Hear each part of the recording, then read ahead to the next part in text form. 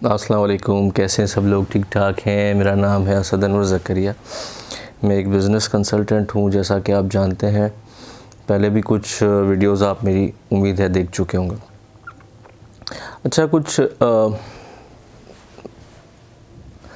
Note कर रहा था मैं कि वापस से दुनिया में ये शो हो रहा है कि जी कोरोना वापस सर उठा रहा है। एक तरफ हम देखते हैं कि दुनिया में काफ़ी ममालिक ऐसे हैं, इंडिया समेत, जिसके अंदर बहुत ज़्यादा जो है वो कोरोना की वजह से तकालीफ़ हो चुकी हैं, मगर वो इतना ज़्यादा अपनी मेन स्ट्रीम मीडिया के तहत जो है वो उसको बहुत ज़्यादा शोर नहीं मचा रहे। दूसरा ये कि हमने 2-3 दिन पहले देखा कि जी ट्रम्प साहब को जो है वो यूएस के जो प्रेसिडेंट है, उधर इलेक्शन कैंपेन चल रही है जो बाइडन के साथ, उसका क्लैश भी होता है जब वो आमने सामने होते हैं। फिर उसके बाद उनको कोरोना हो जाता है।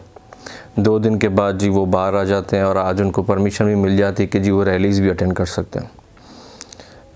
वो बंदा जो आज के हिसाब से सुपर पावर है दुनिया की, उसका जो प्रेसिडेंट यानी सबसे पावरफुल आदमी, वो मास्क उतार देता है पब्लिक मीटिंग्स में, पब्लिक गैदरिंग में, और उसको ऑफिशियली आज जो है वो परमिशन भी मिल जाती है कोरोना के हवाले से, अगर वो बीमार है तो भी, और अगर वो कुछ भी प्रेसिडेंट है जी अमेरिका का, उसको परमिशन भी मिल जाती है। दूसरी तरफ हम ये देखते हैं कि जी बड़े बड़े जुलूस, बड़ी बड़ी गैदरिंग होते हैं कल चेलम वाले दिन। मैं किसी के ख़िलाफ़ नहीं हूँ, सब करें अपने अपने सेफ्टी मेजर्स को लेकर करें, तो कोई एतराज़ नहीं है। मगर जो मैं कल यूट्यूब पे, फेसबुक वगैरह पे देख रहा था, बड़ी बड़ी गैदरिंग्स, बड़े बड़ा रश, बड़ी बड़ी लोग टाइट होके बैठे हुए। फिर इसी तरीके से हम देखते हैं एयरलाइंस के अंदर, जो एयरलाइंस के अंदर, अगर लास्ट टाइम मैं फ़्लाई कर रहा था, एयरलाइन का नाम नहीं लूँगा, कराची लाहौर, ठीक है, तो जी एयरलाइन में 3 बंदे जो 3 रो एक लाइन के अंदर, जैसे 3 इस तरफ 3 इस तरफ बैठे हैं, तो तीनों ही बैठे हैं। सोशल डिस्टेंसिंग का कोई कॉन्सेप्ट नहीं है। मगर आप एयरपोर्ट पे जाके अगर वेटिंग लॉन्ज में बैठे हुए हैं, तो जी वहाँ पे एक सीट छोड़ के एक सीट बैठना है आपने। फिर इसके बाद जब आपको एयरपोर्ट में एयरपोर्ट लेके आना है या लेके जाना है प्लेन की तरफ, समटाइम्स आपको पैसेंजर बस को यूज़ किया जाता है ट्रैवलिंग के लिए। अगर प्लेन जो है वो रनवे पे कहीं दूर खड़ा है और आप जब एयरपोर्ट से प्लेन की तरफ जा रहे हैं, या प्लेन से निकल के वापस जब आप अराइवल के टाइम पे हैं, तो वो भी बस यूँ, ठीक है। फिर तीसरे नंबर पे बड़ी बड़ी पॉलिटिकल गैदरिंग्स होने वाली हैं। पीडीएम एक बन चुकी है, पाकिस्तान डेमोक्रेटिक मूवमेंट। साल पहले की अगर आप मेरी वीडियोस में देखें तो उस वक़्त भी मैंने ये कहा था कि जी नून लीग और पीपल्स पार्टी एक होने जा रही है, ठीक है। और उस वक़्त स्टार्ट हुआ था मरियम नवाज़ और बिलावल भुट्टो ज़रदारी साहब का मिलना जुलना, तो उस वक़्त ही 1 साल पहले ये सिलसिला तो तकरीबन आ गया था। अच्छा, अब बड़े बड़े जुलूस होंगे या गवर्नमेंट के ख़िलाफ़ एजिटेशन करनी है उन्होंने, जो भी मामलात करने हैं, और उसके अंदर ट्रैफिक होगा, रश होगा, पब्लिक एक साथ करीब करीब आएगी, उससे भी कोरोना नहीं होगा। हो सकता है कि सख्ती कर दी जाए शायद 12 रबीउल अव्वल पे, क्योंकि हमारे इधर जो है वो 12 रबीउल अव्वल को शायद रोकने की कोशिश की जाए, मगर हो सकता है उसमें भी ना करें। अभी टीवी पे मैं देख रहा था, आज 9 अक्टूबर है, जुम्मे का दिन है, अभी मैं टीवी पे देख रहा था कि उसमें बता रहे हैं कि जी शादी हॉल में 300 से ज़्यादा लोगों को अलाउड नहीं होगा, मास्क पहनना पड़ेगा। तो शादी हॉल में जो बंदा इतने पैसे खर्च करके शादी कर रहा है, बड़े बड़े हॉल्स के अंदर 4-4 लाख 5-5 लाख रुपए पर नाइट का रेंट होता है कराची में, बड़े अच्छे शादी हॉल का। और फिर उसके अंदर जो है वो दुल्हन से ले के तो दुल्हन के रिश्तेदारों और दूल्हा और दूल्हे के रिश्तेदारों समेत सबकी मिला के जो है वो अच्छा खासा ड्रेसिंग के ऊपर और मेकअप के ऊपर और डेकोरेशन पे खर्च होता है। उसमें आप कहें कि जी वो मास्क पहन ले और 300 से ज़्यादा अलाउड ना होगा। तो जितना भी इकोनॉमिक सिस्टम जहाँ से जनरेट होता है, जैसे कंस्ट्रक्शन का बताया जाता है कि जी 40 इंडस्ट्रीज़ उसके साथ कनेक्टेड है, सेम इज़ द केस किसी शादी हॉल या किसी शादी या किसी इवेंट के तहत भी 40-50 इंडस्ट्रियाँ उससे फ्लरिश करती हैं और लोगों को जॉब्स मिलती हैं, उसको रोका जा रहा है एनसीओसी में, नेशनल कमांडिंग जो भी है ये कोरोना को हैंडल करने के लिए।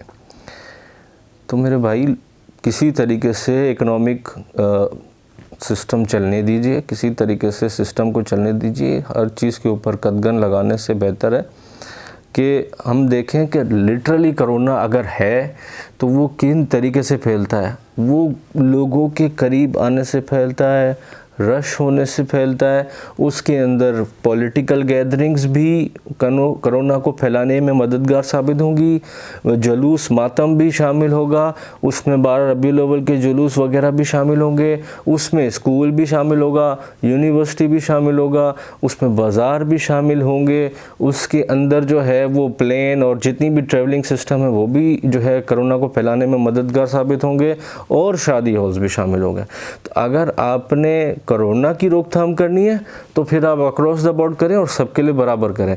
अगर आप कोरोना के लिए नहीं कर रहे और इकोनॉमी को किसी तरीके से स्लो डाउन डेलिबरेटली कर रहे हैं, करना चाह रहे हैं या नुकसान पहुंचाना चाह रहे हैं, तो मुझे नहीं पता। मैं सिर्फ ये कहना चाहता हूँ कि वो काम करें जिससे हमारी इकोनॉमी आगे जाए, बजाय इसके कि हम लोगों को रोकें और परेशान करें और जो है इसके अंदर तकालीफ बढ़े और महंगाई और बढ़े। आप एक तरफ से कह रहे हैं कि जी महंगाई को कंट्रोल करेंगे और चीज़ों की प्राइस को नीचे लेके आएंगे, तो क्या करेंगे? आप सब्सिडी देंगे, गवर्नमेंट अपने ख़जाने में से अपनी इनकम में से निकाल के चीज़ों को सब्सिडाइज़ करेगी, प्राइस को नीचे लाएगी, और कोई तरीका तो है नहीं। उससे अच्छा है कि लोगों की इनकम बढ़ाने में मदद करें। अगर आप जॉब्स नहीं दे पा रहे हैं किसी भी तरीके से, जैसे आप कहते हैं कि जी PIA में पॉलिटिकल भर्तियां हुई हुई हैं, पाकिस्तान स्टील में पॉलिटिकल भर्तियां हुई हुई हैं, पाकिस्तान रेडियो में, पाकिस्तान टेलीविज़न में, या जितने भी और इदारे हैं उसके अंदर जो पॉलिटिकल भर्तियां हुई हैं उसको फौरी तौर पे तो बिल्कुल रोक दें, मज़ीद भर्तियां तो नहीं करें।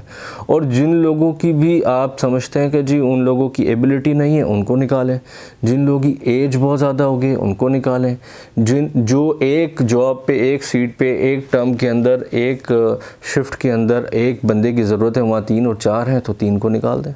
अगर एक की ज़रूरत हो, बैकअप रखना है तो 2 रख लें, 2 को निकाल दें। बर्डन कम करें, ऑटोमेटिकली आपका जो कैश आउटफ्लो है, जो वेस्ट हो रहा है, उससे भी आपकी जान बच जाएगी। और ये है कि जो right man for the right job है उसको रखें, बाकियों को निकाल दें। ये सोचना छोड़ दें कि आपका वोट बैंक ख़त्म हो जाएगा। ये इन लोगों ने जो अपना वोट बैंक बनाया था, कुछ नहीं। मैं खुद ऐसे लोगों को जानता हूँ, अल्लाह माफ़ करे, सच बात कर रहा हूँ और मेरे मुँह पर बोला गया कि जब मुशर्रफ साहब आए थे तो मुशर्रफ साहब जब गए तकरीबन 9-10 साल, तो मुशर्रफ साहब ने PSO में कुछ लोगों को निकाल दिया था जॉब से, बहुत सारे लोगों को निकाल दिया था। मैं जिस बंदे की बात कर रहा हूँ इत्तेफाक से वो सिंधी था, मैं किसी एथनिसिटी की बात नहीं कर रहा। मगर पीपल्स पार्टी के दौर जैसे आया, बेनज़ीर साहब आई और जो भी ज़रदारी साहब आए, पीपल्स पार्टी का दौर आया, तो PSO में उन लोगों को जिनकी एबिलिटी, जिनको साइन करना नहीं आती, पढ़ना तो बहुत दूर की बात है, एजुकेशन तो पता नहीं किधर है, ठीक है, मैं उनकी बात कर रहा हूँ। जो पॉलिटिकल भर्तियाँ थी उनकी बात कर रहा हूँ कि उनको जो है वो वापस रीइंस्टेट किया गया, 9 साल की तनख्वाह दी गई, उनको बोनसेस दिए गए और उनको प्रोमोशंस, जो अगर वो वहाँ 9 साल में रहते उनको प्रोमोशंस भी दिए गए थे।